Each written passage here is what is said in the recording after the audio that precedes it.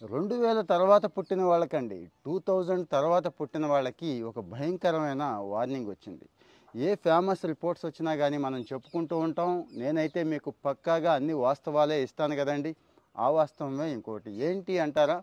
క్యాన్సర్లు అండి. మిగిలిన క్యాన్సర్లు కాదు కానీ ఆ సంగతి దేవుడు ఎరుగు. అవి వస్తాయి.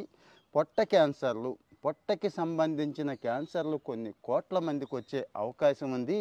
ముఖ్యంగా భారతదేశంలో ఎక్కువ ఉంది. చైనా కూడా ఉందిలేండి. ఆసియా ప్రాంతంలో ఎక్కువ ఉందంటూ భారతదేశం చైనాలోనే అంటే ప్రపంచంలో వచ్చే అన్ని క్యాన్సర్లు అంటే అంతమందిలోనూ మూడొంతుల మంది ఇక్కడే ఉంటారు అని చెప్పిందండి. అంటే జనాభా ఎక్కువ కదండి అందుకే వస్తుంది అంటారేమో. కాదు, అలవాట్లు, ఆహారపు అలవాట్లు చాలా దరిద్రంగా మారిపోయినాయండి. ఒకప్పుడు బాగా చిన్నప్పుడు చూడండి, కావాలంటే పాత సినిమాల్లో కూడా హోటల్కి వెళ్ళి తినడం అంటే అది ఒక పాపంలాగా, నేరంలాగా, అంటే చెయ్యకూడని పనిలాగా చూసేవాళ్ళండి అప్పట్లో. ఇప్పుడు కాదు. ఇప్పుడు హోటల్కి వెళ్ళి తినకపోతే వాడు తేడా అన్నట్టు అయిపోయింది. సరే, హోటల్కి వెళ్ళి తినే పరిస్థితి లేదు కానీ ఇక ఇంట్లోనే అన్నీ వచ్చేస్తున్నాయి కదండి. జొమాటో, స్విగ్గీ దగ్గర నుంచి.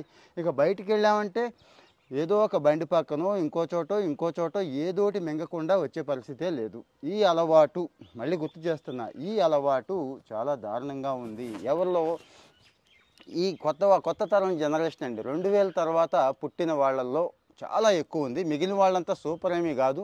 వీళ్ళని చూసి వాళ్ళు తయారయ్యారు. అంతకు ముందు వాళ్ళు కూడా, అంటే ఈరోజు 40-50 సంవత్సరాల్లో ఉన్న వాళ్ళకు కూడా ఈ అలవాటు ఉంది. మీకు ఉందా లేదా చెక్ చేసుకోండి. ఇక ప్రత్యేకంగా నేనేం చెప్పట్లేదండి. జీర్ణ వ్యవస్థకి సంబంధించిన క్యాన్సర్లు అంటే ఎందుకు వస్తాయో మీకు తెలుసు. ఇదేమీ అంటురోగం కాదు, అవునా కాదా? వేరే వేరే కారణాల వల్ల కాదు, కేవలం తిండి వల్ల.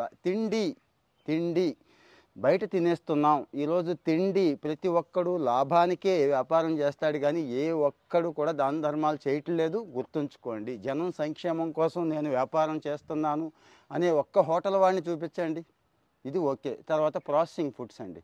డైలీ మీరు ప్రాసెసింగ్ ఫుడ్స్ అసలు తీసుకుంటున్నారా లేదా? ఉదయం లేచిన దగ్గర నుంచి మొదలైపోతుంది. ఒకసారి చెక్ చేసుకోండి. చక్కెర అంటే టీ తాగితే అది చక్కెర ప్రాసెస్ చేసిందే ఉంటుంది. ఇక భోజనం మొదలు పెడితే అందులో చిప్సో ఇంకోటో ఉండాలి. రాత్రి భోజనానికి ఇంకోటి ఉండాలి. మధ్యలో స్నాక్స్గా లేసు, కుర్కురేలు, పిజ్జాలు, బర్గర్లు నిల్వ ఉంచుకోవడానికి వాడికి చాలా కెమికల్స్ కావాలండి. చాలా చాలా రకాలైన ఎసెన్సులు కలపాలండి. మరి ఇవన్నీ మనం పొట్టలోకి తీసుకుంటే పొట్ట ఏం తట్టుకుంటుంది? పైపెచ్చు పెరుగన్నం లాంటివి ఇలాంటివి మానేసాం.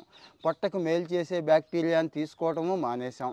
మరి ఇన్ని రకాల దుర్గుణాలు ఈరోజు వచ్చేసినాయి. కాబట్టి ఆ స్టడీ బాగా చెప్పిందండి, కరెక్టే చెప్పింది. జాగ్రత్త పడదామా, కంటిన్యూ చేద్దామా? చాయిస్ అయితే మనదే. కామెంట్లో మీ ఒపీనియన్ చెప్పండి, మర్చిపోవద్దు.